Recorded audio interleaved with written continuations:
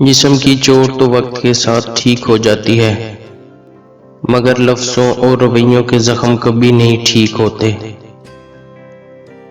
جو شخص تمہاری نظروں سے تمہاری ضرورت کو سمجھ نہیں سکتا، اس سے کچھ مانگ کر خود کو شرمندہ نہ کرو۔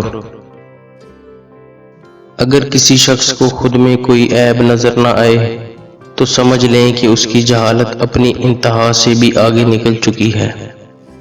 جن میں اکیلے چلنے کا حوصلہ ہوتا ہے، ایک دن انہی کے پیچھے قافلے چلتے ہیں۔ ہر چیز کا صدقہ ہوتا ہے، اور عقل کا صدقہ یہ ہے کہ جاہل کی بات سن کر برداشت کی جائے۔ ان لوگوں پر زیادہ توجہ دو جو تالیاں نہیں مارتے جب تم جیتتے ہو۔